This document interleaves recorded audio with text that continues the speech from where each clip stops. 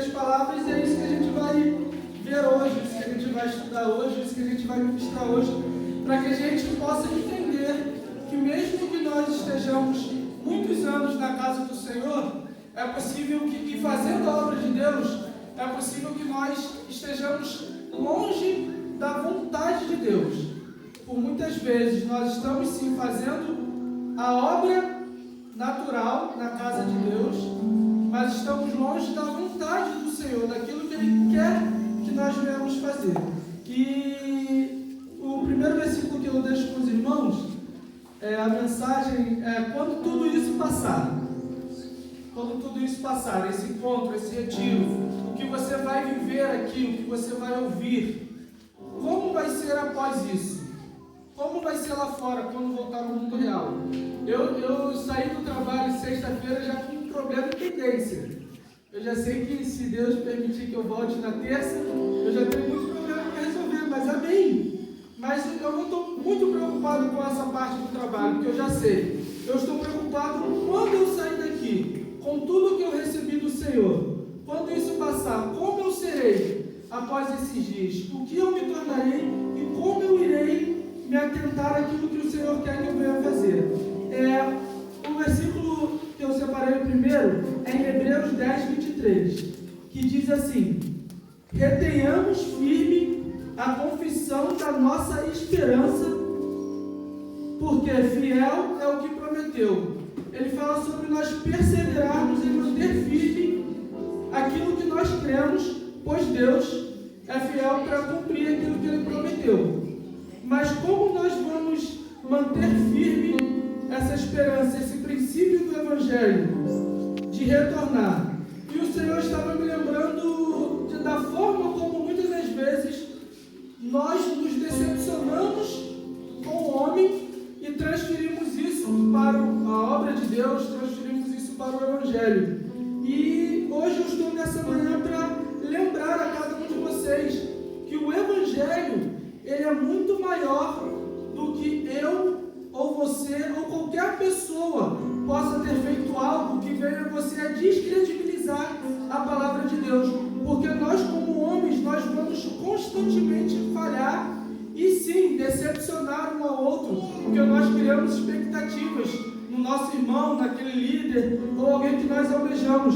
Mas o Evangelho, ele não se trata na minha capacidade, até onde eu consigo me manter fiel ou até onde eu consigo atender às suas expectativas.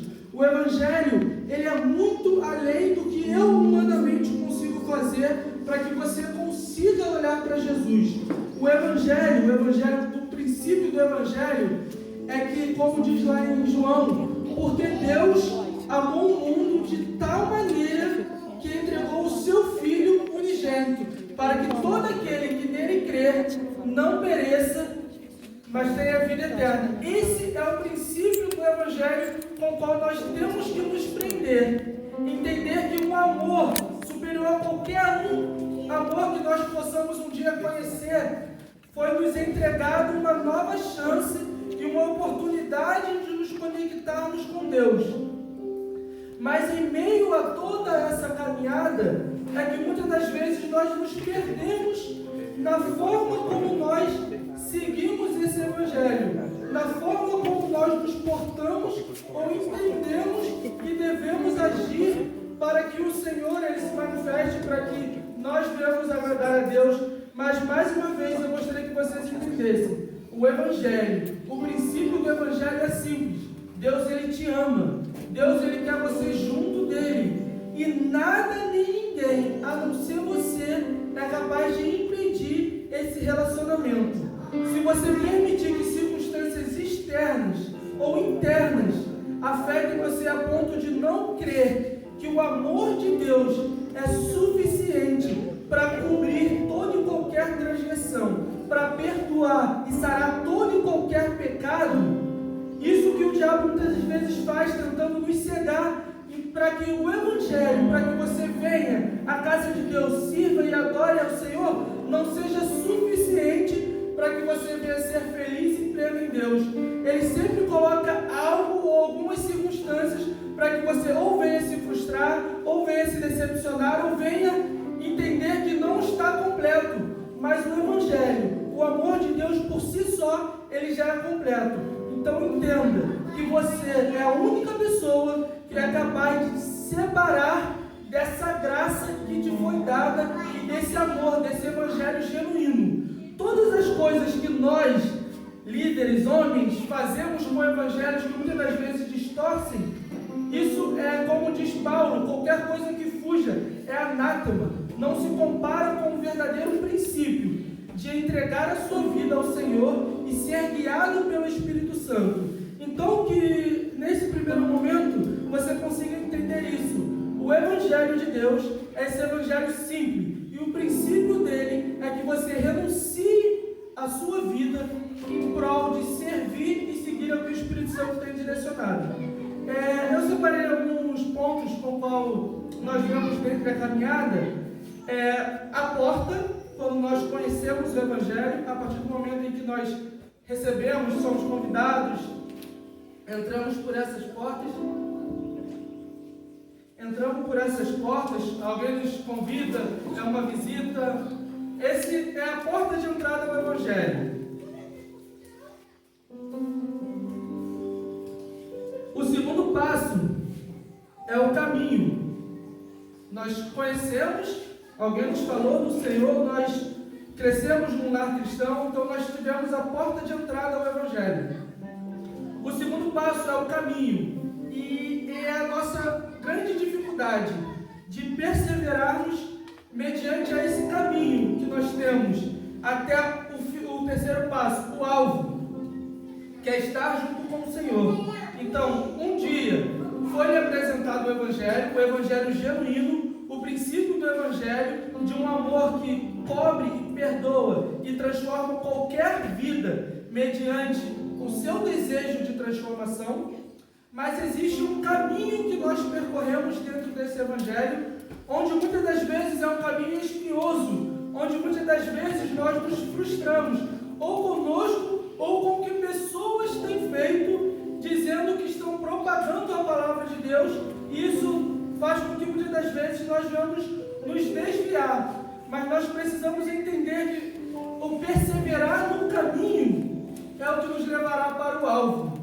Porque ao ser anunciado a porta do Evangelho para você, foi anunciado um objetivo final.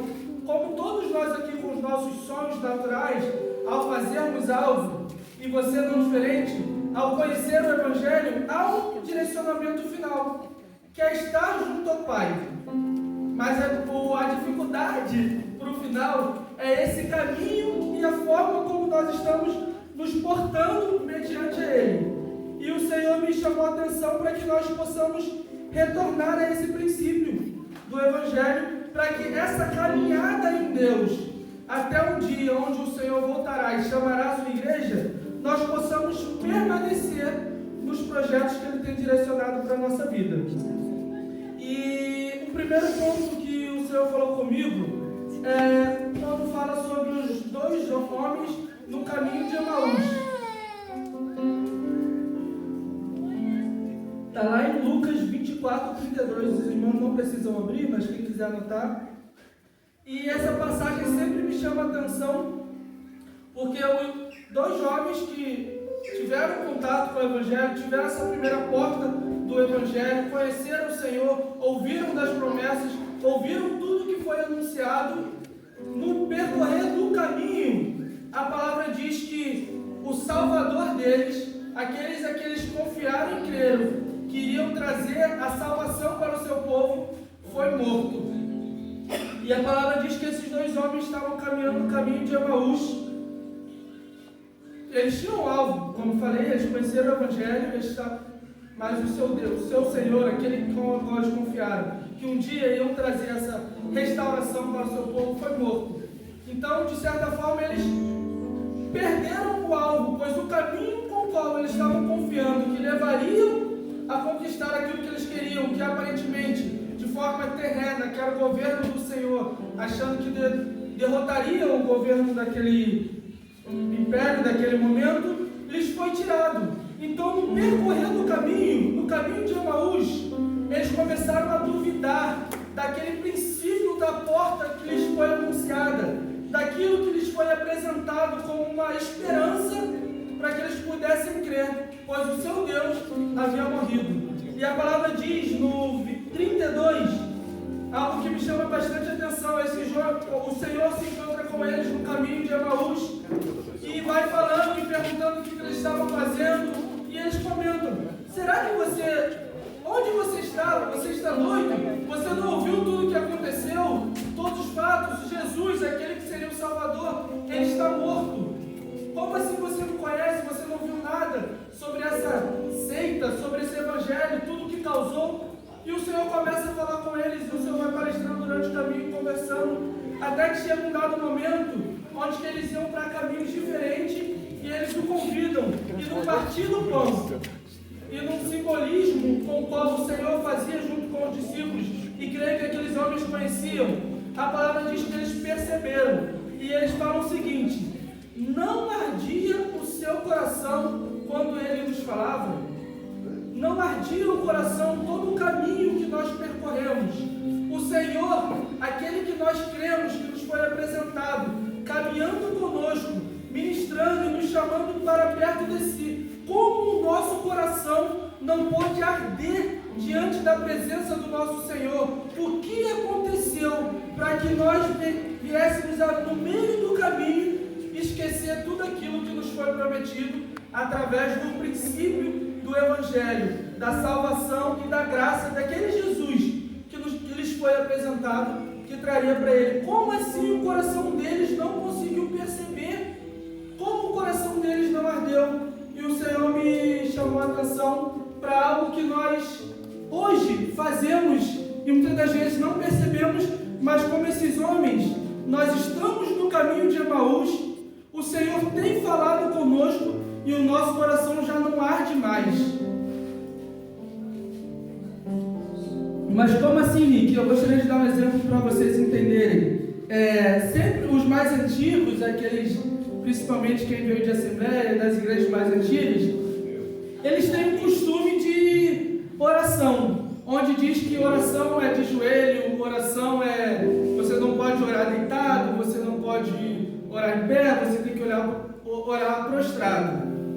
E a geração de hoje, muitas das vezes o novo evangelho, ele questiona. Os pastores podem me corrigir, mediante a palavra, eu não vejo o Senhor direcionando que somente através da oração de joelho que sua oração vai ser ouvida. Eu concordo. Mas hoje, nós estamos a tal ponto de questionarmos a palavra, ou duvidarmos do que está sendo direcionado, porque eles tinham um princípio. A oração de joelho para eles exemplificava o se prostrar em respeito e reverência a Deus.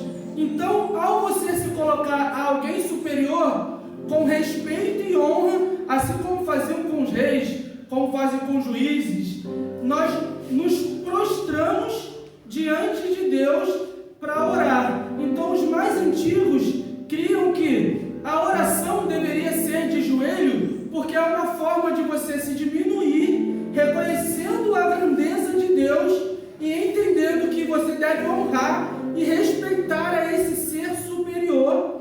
Então você se prostra e ora clamando diante de Deus. Esse era o princípio, mas a forma como eles nos direcionavam, você precisa orar de joelho. Hoje eu tenho esse entendimento que não é somente de joelho, mas eu entendo o que eles estavam tentando nos ensinar e entendo o princípio de um evangelho de honra e respeito com o qual eles tinham diante do Senhor. Mas hoje em dia não. Hoje em dia nós descobrimos que não é somente de joelho que Deus ouve, mas nós distorcemos a tal ponto de nós simplesmente entrarmos na casa e na presença de Deus, e como diz a palavra, que nós não venhamos cortar o prepúcio da nossa carne, mas o prepúcio do coração, que nós venhamos nos prostrar o nosso coração, a nossa mente, diante da palavra de Deus, a ponto de honrar e engrandecer que esse ser superior, ele não mudou, ele permanece cuidando de nós, mas nós estamos com o coração tão duro, nosso coração já está tão longe de Deus, que ele já não arde mais diante da presença do Senhor, e dobrarmos o nosso joelho para orar, nós não dobramos mais o nosso coração diante da presença de Deus. Nós não dobramos mais o nosso entendimento e tudo aquilo que nós cremos e não conseguimos mais apresentar diante do Senhor e falar: Deus,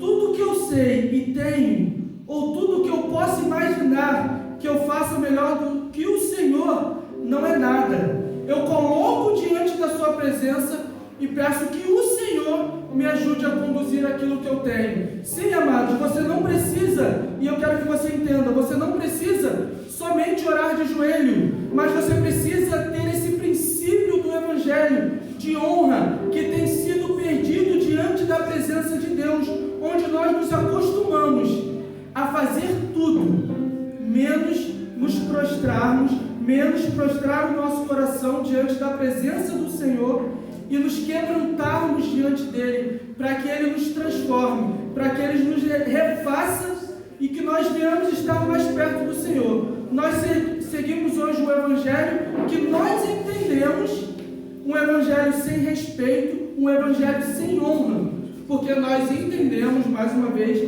que eu não preciso orar de joelho. Eu posso sim orar da maneira que eu quero, eu posso sim estar na presença de Deus da maneira que eu quero, eu posso sim não orar ou não jejuar e está tudo bem, ainda eu sou um bom cristão. Amados, você tem se enganado como esses homens.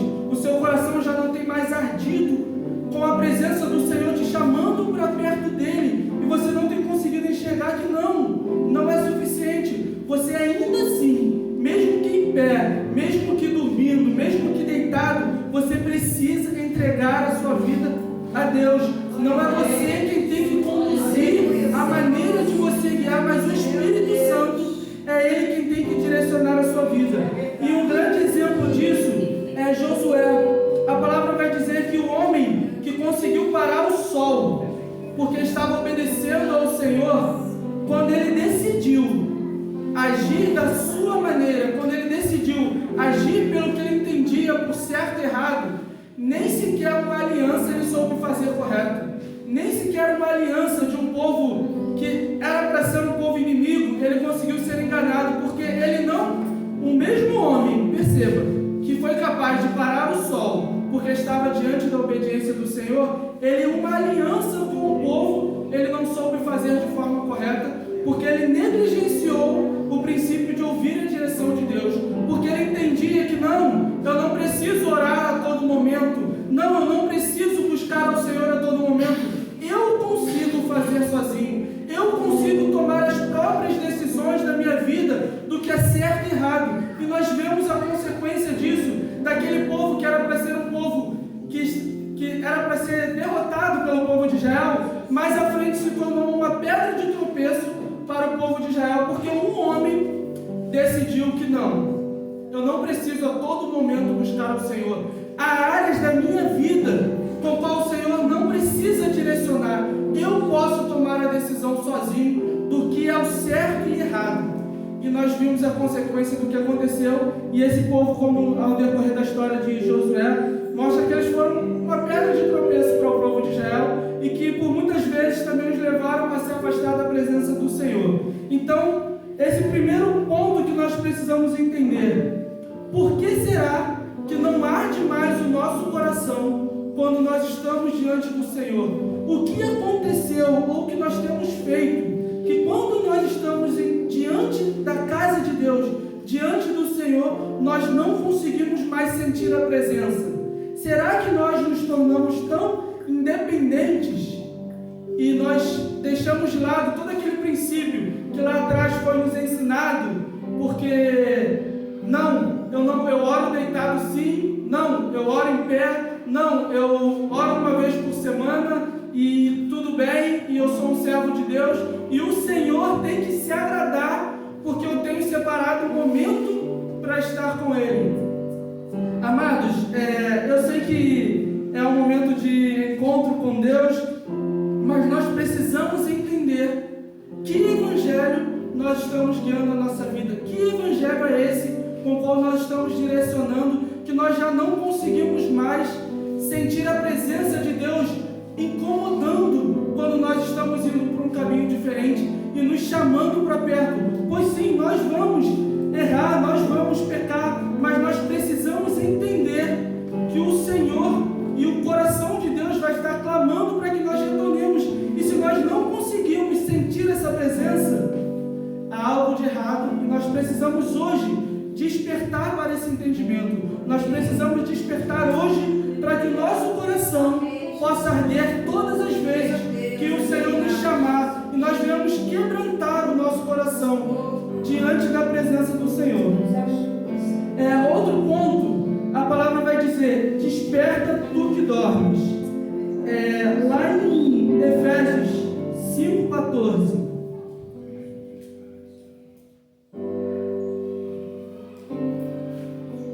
A palavra diz assim: por isso diz, desperta tu que dormes e levanta-te dentre os mortos, e Cristo te esclarecerá. E Romanos 13:11.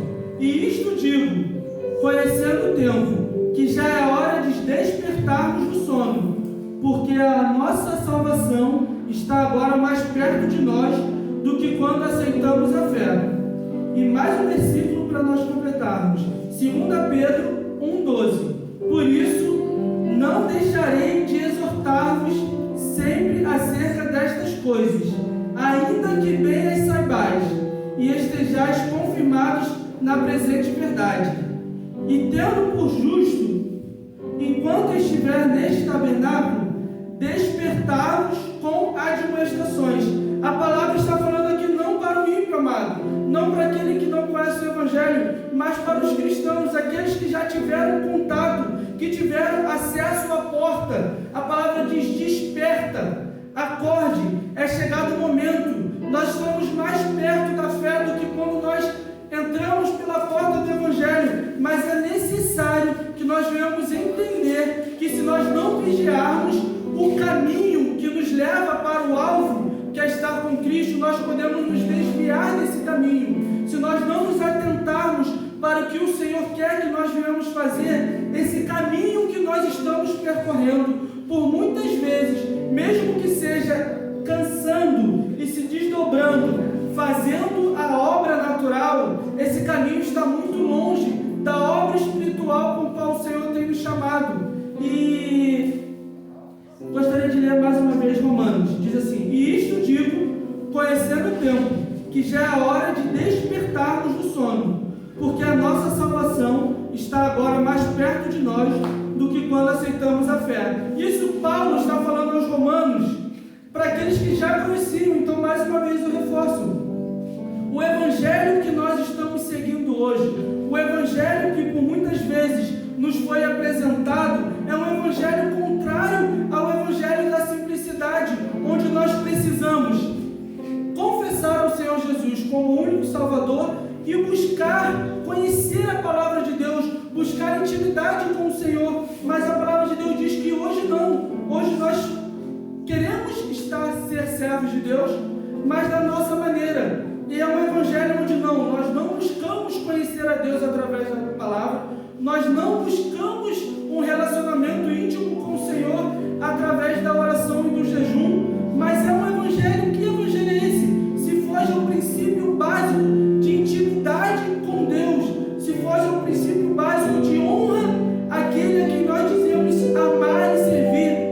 Como nós podemos dizer que estamos no Evangelho se ao entrarmos por essa porta, o nosso objetivo maior não é que o Senhor fale ao nosso coração e que nós possamos, através do nosso viver, louvar ao Senhor? Que Evangelho é esse que nós temos servido? Que nós fazemos de tudo.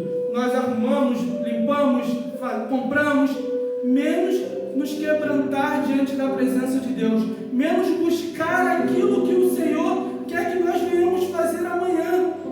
A palavra de Deus vai falar, eu não me recordo agora, mas é um versículo que eu até brinco muito com a minha esposa, quando ele diz, o que eu vou fazer amanhã, a palavra diz como assim: amanhã eu irei comprar, amanhã eu irei fazer. Não, se o Senhor permitir, amanhã eu irei, amanhã eu farei, amanhã eu ficarei no meu lugar, mas eu preciso que o Senhor fale ao meu coração, pois eu não quero guiar a minha vida com os meus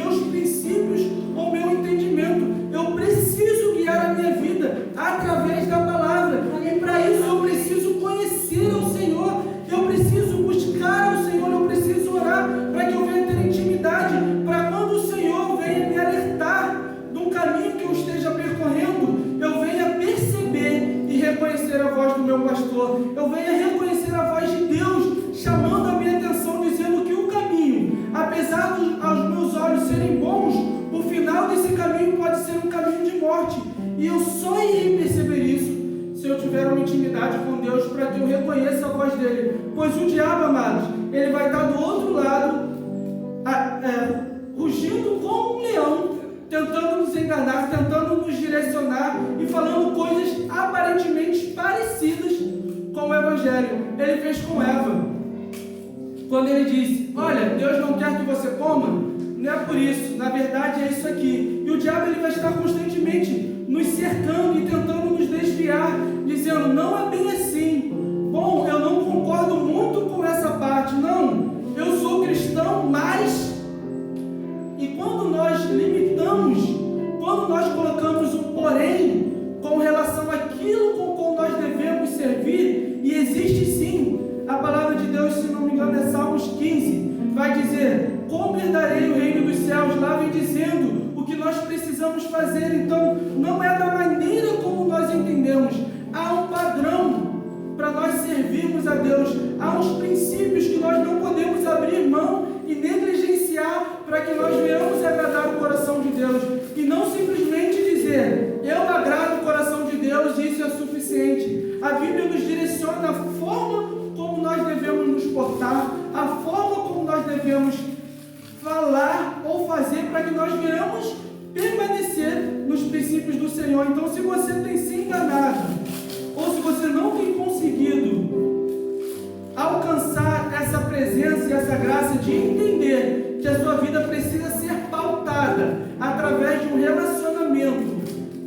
com Deus, e através da leitura, da busca do conhecimento do Senhor através da palavra, essa palavra é para mim e para você, que nós viemos despertar, pois nos foi apresentado a porta, mas o caminho com o qual nós estamos seguindo é um caminho longe daquilo que o Senhor tem direcionado para a nossa vida.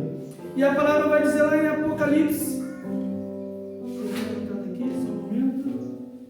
Apocalipse 3:20: eis que estou à porta e bato. Se alguém ouvir a minha voz e abrir a porta, entrarei até ele e com ele cearei e ele comigo. Amém. Nós usamos bastante para evangelismo. É um versículo evangelístico, mas também é um versículo para mim e para você.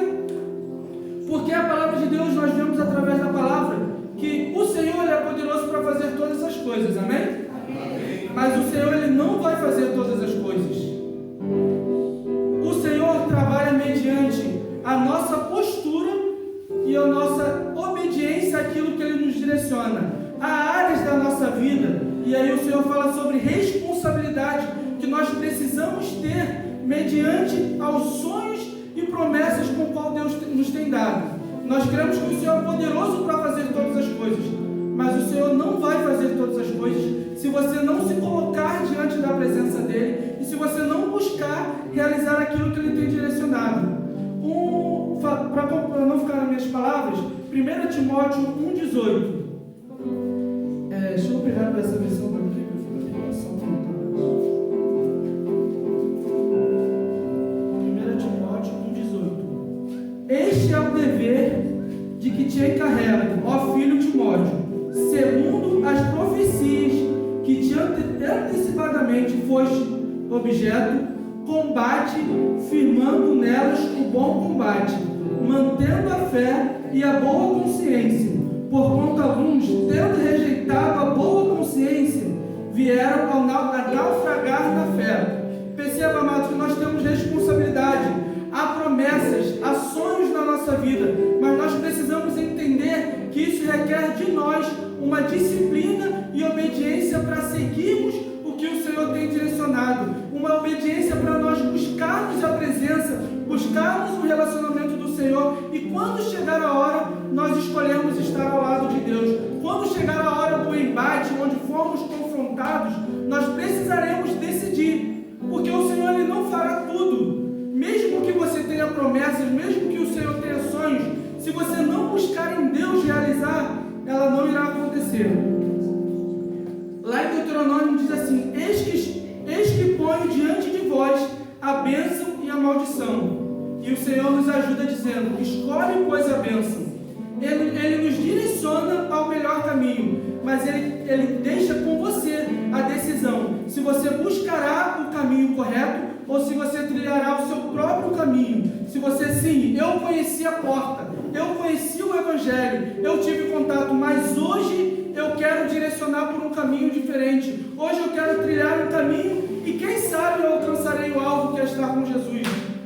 É difícil esse caminho. Eu não quero arriscar. Eu prefiro moldar a minha vida a tentar trilhar o caminho que a palavra já direciona, a eu decidir trilhar um novo caminho para tentar ver se Ele também me levará diante da presença do Senhor.